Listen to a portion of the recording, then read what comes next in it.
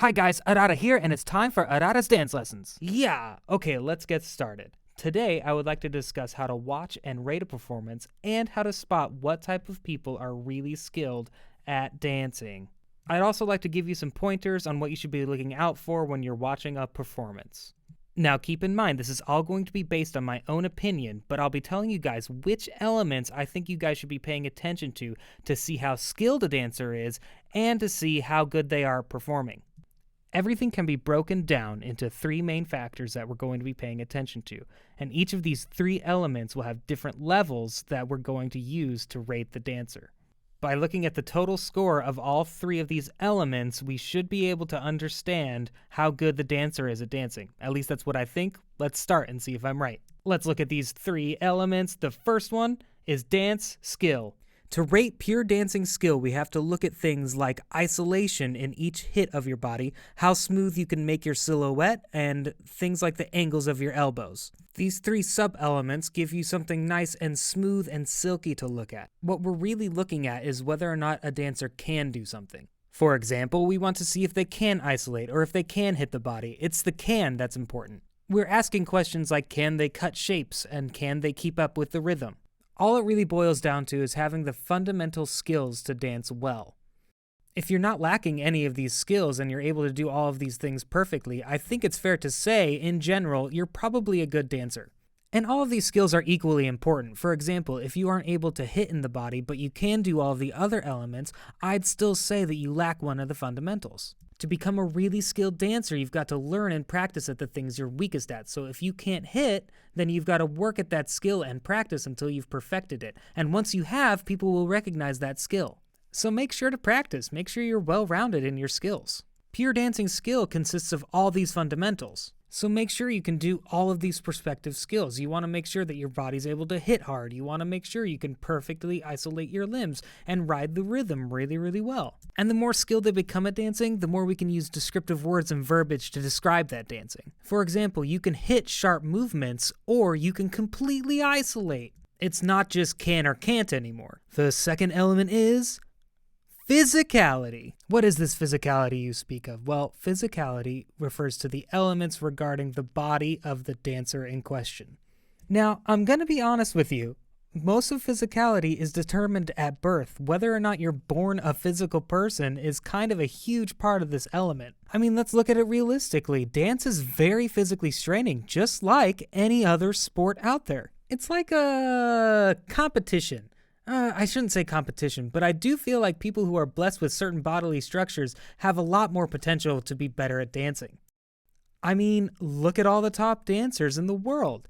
They've all got beautiful muscles and they've all got amazing bone structures.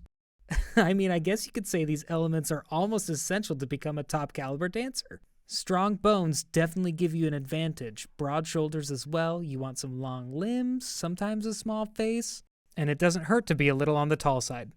These are some examples of some elements that I personally think are important when we try to dance well. Let's expand on what I mean when I say we should focus on muscle strength. Now, I'm not talking about the hardness or the volume of your muscles.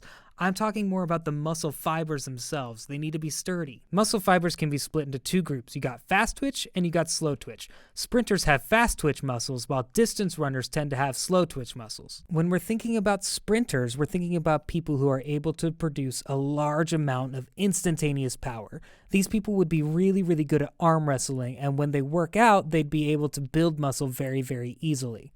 On the other hand, people with slow twitch fibers like long-distance runners don't tend to build a lot of muscle. Even after some pretty intense gym training, they tend to stay pretty thin rather than bulking up. They're built kinda like a martial artist. They have slim yet muscular bodies just like an Aikido master. Hopefully that gives you a good gist of it. The slow twitch athlete tends to primarily exceed in stamina-based activities. If I were to categorize myself, I'd probably say that I'm a slow twitch fiber athlete. I tend to be more of a distance runner. I do think I have a lot of stamina, but when it comes to activities with physical labor, like lifting something heavy or even like arm wrestling, I just can't. I'm not good at it, nor do I enjoy it all that much. So when you look at all the evidence, I'm definitely a slow twitch fiber athlete. Being fast twitch is definitely better suited for dancing because they're able to move more explosively and pull off crazy tricks and make more dynamic movements. So when you're training, I definitely recommend working out your fast twitch fibers. I think that there's just a few more advantages in dancing. The other thing about their physicality is height. In the end, the taller a dancer is, the more dynamic their dancing is gonna look and the more powerful the dance will be. So being built tall and sturdy is definitely better than being small and short. Even if two dancers are the same size, the sturdier the dancer is, the better the dancer is going to look while they're dancing. The taller the dancer, the more impactful the dancing becomes, and the more mysterious they seem. And when they have good style, it looks even more mysterious and cool. Think about it this way. Dancing is something we watch through our eyes, right? It's a visual medium. This means when we use our visual senses to look at a body that is more stylish and well arranged, it's easier for the audience to focus on the performance. Now, like I said before, a lot of this element is decided at birth. However, there are a few things you can do, like working out, learning to isolate the limbs, strengthening your joints, and working on flexibility. So if we train up on things like flexibility and we work on softening our joints up, we're able to create a domain expansion, just like Gojo from Jujutsu Kaisen. Working on these things is very important, as they're not always inherent, but they can be acquired and grown. So make sure you train hard and don't give up. All right, the third and final element, in my opinion, it's the most important one, and it is the art of dancing. This one is all about your artsiness and your power to express. Dance, it can't really be made a sport. Breakdancing is a bit different, but most dance styles can't be rated, and if they are, it's done in a vague way. Here's why. It's because dance can't be given a numerical score. In the case of figure skating, you have different ratings assigned to different tricks or moves, but there are also additional points for artsiness and the power of expression. What are these points? These points are given away when the judges' hearts are moved by the dancer and they personally believe that the performance was amazing. They think, wow, worth over 10 points. Therefore, we can determine that the ability to move people's hearts is a legitimate skill reliant heavily on how much emotion a dancer puts in and how well they understand the story and how willing they are to open up their hearts to tell the story to the audience. This aspect relates a lot to the mentality of the dancer. You can train your body all the livelong day, but that's not going to help your mental aspect grow. And this varies as much as physicality does. Some people need to work on it, some people don't. Look back to its origins. Dance is all about self-expression. You gotta show how you feel. I'm happy, I'm enjoying this, or however else you're feeling. Dance is all about expressing all of this. You have to put your mind into it and express your emotions, but you also have to match it to the song you're performing. And that expression is the origin of dance. It's not just happiness, it's also sorrow and anger and any emotion. It can be morphed into dance. This is the history of it. This is exactly why I think the power of expression is so fundamental. And one of the biggest parts about the quality of a performance is whether or not the dancer can capture the audience's hearts. To me, this is a very significant part of dance. Okay, so let's summarize. Physicality, skill, art. Skill, physicality, art, they're all important, and I hope you remember them in the order I presented. Skill, I've said it enough times already. I think you guys get my point about physicality, art, and skills.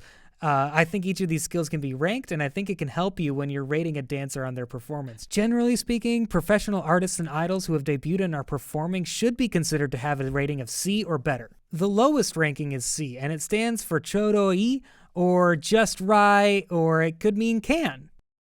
A C dancer has decent power of expression, they have a good amount of skills, and they look decently physical. So they've got their fundamentals down and they can dance well overall. That's why they're a C. Depending on their potential, they could grow into a B rank dancer, or even an A or an S rank. Let's take a look at physicality. A dancer with an S rank would be like Kai from EXO, or Jimin from BTS, or Dai Sensei.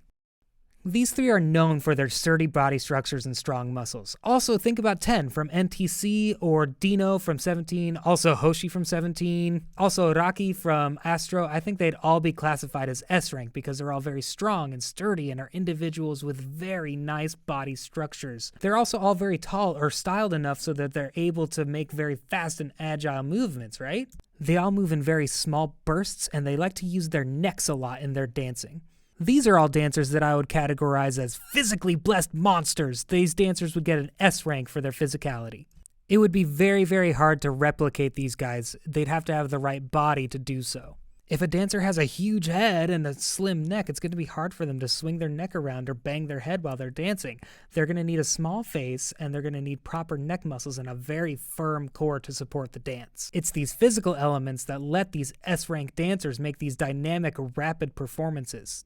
So now for skill, we're going to go back to J-Hope with Dai Sensei. This guy, he's amazing. To learn better techniques and skills, it's better for you to understand a bunch of different dance genres. It's like how Jimin was able to master traditional dances and a bunch of different genres as well. As for these S-rank skilled dancers, it's not just about what they've been taught during dance lessons. These dancers create and combine with genres they've learned elsewhere. What a person absorbs from dancing multiple genres ends up becoming a part of their performance, and in turn, they are able to become a dancer with multiple talents.